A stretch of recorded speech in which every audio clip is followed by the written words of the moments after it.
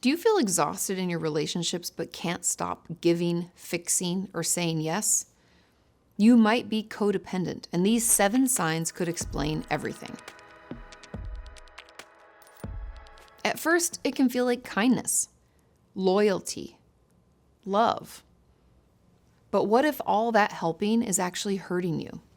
Today, we're talking about codependency, what it really means, how to spot it in your own life, and most importantly, how to break free from it.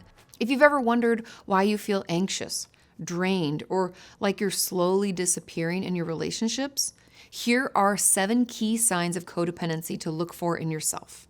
Number 1, always prioritizing others' needs above our own. This often gets to the point where we neglect our own basic needs. You might find yourself saying yes to everyone else while consistently putting your own needs last. It's what I often call lighting yourself on fire to keep others warm. We sometimes even wear this as a badge of honor. I'm so good to everybody else, but it often stems from a discomfort with conflict or a deep-seated need for approval. So as I go through these signs, ask yourself, do any of these sound like me? Which ones show up most in my relationships? Number 2, feeling responsible for everyone else's happiness or emotional state. This can extend beyond close relationships to even acquaintances or strangers. You might feel an almost compulsive need to fix their problems or make them feel better, even when it's not your responsibility or within your ability to do so. Number 3, experiencing anxiety, guilt, or fear when trying to set boundaries. The thought of saying no or asserting our own needs can trigger intense feelings of anxiety, guilt, or the fear of disappointing others or losing their affection. Number 4, difficulty identifying your own feelings and needs. You might be so focused on tuning into everyone else's emotions that you've lost touch with your own. Making decisions can feel overwhelming because you lack a clear sense of what you truly want or need. Number 5, a deep-seated fear of abandonment or rejection. This fear can drive you to stay in unhealthy relationships or tolerate disrespectful behavior just to avoid being alone. The thought of someone leaving can be terrifying. If these patterns feel familiar, don't worry. We're going to talk about how to start breaking free in just a minute. Number 6, relying heavily on external approval to maintain your sense of self-worth. I know, this one's a tough one. Your self-esteem becomes dependent on what others think of you. You might constantly seek praise and validation, and your mood can fluctuate dramatically based on other people's opinions. Number 7, struggling to make independent decisions. Even with small decisions, you might find yourself constantly second-guessing yourself or fear that you're going to make the wrong choice. You might get stuck in the deciding phase for an extended period of time, seeking reassurance from others before taking any action. Recognizing these signs can be tough, and it might feel overwhelming, but it's important to understand the potential impact of unaddressed codependency. You might experience emotional exhaustion and burnout from constantly managing the feelings of others. You could lose your sense of personal identity and autonomy, feeling unsure of your own preferences, needs, or even goals in life. And ironically, despite your best efforts to connect with others, your relationships might become strained or even leave you feeling isolated. But here's the good news. Codependency isn't a life sentence. With awareness and conscious effort, you can break these patterns and reclaim your life. I used to struggle with setting boundaries, both professionally and personally, and I would often overwork myself and say yes to things that I didn't have the time or energy for, but I've learned some practical steps that have made a huge difference. So what is codependency? At its core, codependency is a relationship dynamic where one person regularly prioritizes another person's needs, often their unhealthy or destructive behaviors, over their own emotional, physical, and mental well-being. Think of it like this. Imagine 2 plants growing together. In a healthy relationship, both plants get the sunlight, water, and nutrients they need to flourish. But in a codependent dynamic, one plant might be so focused on supporting the other, maybe even trying to physically hold it up, that it neglects its own needs and starts to wither. Let me give you a real-life example. I had a friend who was deeply in love with her boyfriend, who was struggling with addiction. Her heart ached for him, and she desperately wanted him to get better. But instead of encouraging him to seek professional help, like going to support groups or therapy, she took on all the responsibility for his life. She made sure he always had healthy meals prepared. She paid all of his bills, cleaned his apartment, essentially trying to create a stable life for him despite his struggles. Now, on the surface, this might seem like she was being a wonderful and supportive girlfriend. But what was really happening was that she was completely neglecting her own needs. She was constantly worried and stressed, and her own well-being was taking a back seat. And here's the crucial part. Her actions, while well-intentioned, were actually enabling his addiction.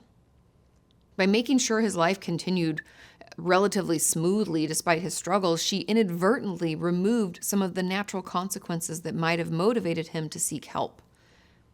This is the core of codependency, sacrificing our own well-being in a way that unintentionally supports someone else's unhealthy behavior. Where does it come from? Codependency often has its roots in our childhood experiences. If you grew up in a home where there was instability, maybe due to addiction, or emotional neglect, abuse, or constant conflict, you might have learned early on that your own needs weren't as important as those around you.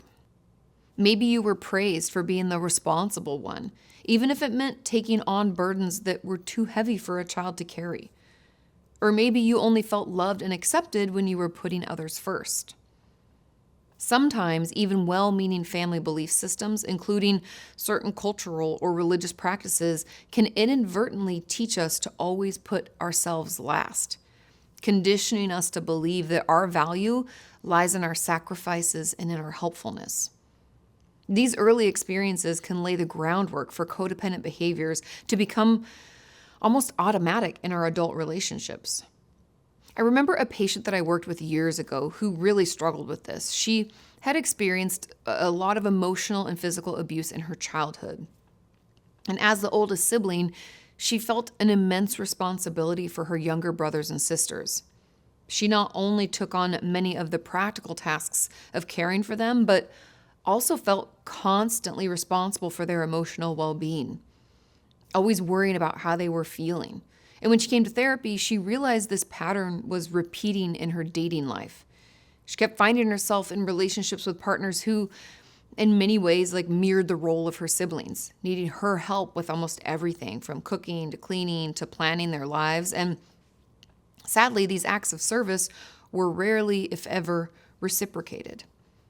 Even her friendships felt one-sided, with her constantly giving and giving, but feeling unsupported when she needed help. Everywhere she looked, she found herself in codependent relationships. But what does it look like day to day? Relationship dynamics can be complex, so let's look at some other examples of what codependency can look like in our daily lives. A partner continually covers up their spouse's addiction, believing they're protecting them, but inadvertently enabling destructive behavior. It's a parent who frequently rescues their adult child from consequences, accidentally reinforcing dependency instead of responsibility. It's a friend who always sacrifices their preferences just to avoid confrontation or to keep the peace, losing their own identity in the process. An employee who constantly takes on extra responsibilities to gain approval, leading to burnout and resentment. My first tip is regular self-check-ins. Throughout your day, pause, take a minute, ask yourself, how am I feeling right now? And what do I maybe need in this moment? This simple practice can help you reconnect with your own emotions and needs instead of solely focusing on those around you. We might not even realize that we're fighting a cold or have a funny tweak in our back or any kind of ache. We might just not even be connected. So taking that beat can really help us reconnect, get more in touch with ourselves so that we can start tending to those needs. My second tip is to start small with boundaries. Begin by setting boundaries in small, low-stake situations.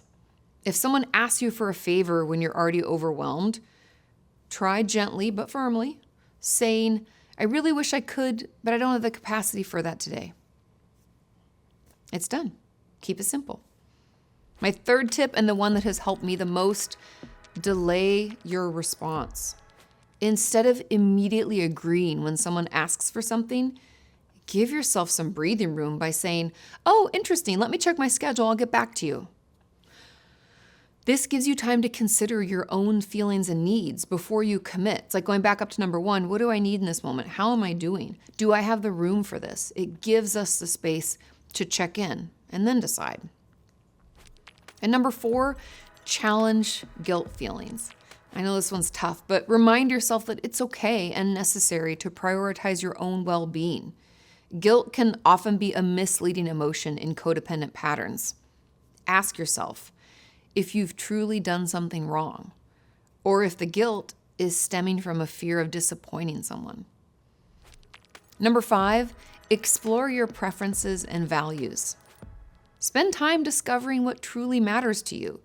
Choose activities based solely on what you enjoy without worrying about external validation or anybody else's thoughts. Maybe even take yourself out on a date. See what you like without the pressure of anyone else's opinions. Taking these steps isn't just about healing from codependency. It's about reclaiming your life, your identity, and your happiness. Remember, every small step forward is progress towards healthier, more fulfilling relationships. Now, these are just some initial steps. If you're recognizing yourself in these patterns, seeking support from a therapist who specializes in codependency can be incredibly beneficial. They can provide you with personalized guidance and tools to navigate this journey. I hope this video is helpful for you. If you found value in it, please like this video, subscribe to my channel, and share this video. You never know who it could help. And remember, please take good care of yourself. You absolutely deserve it. I'll see you next time.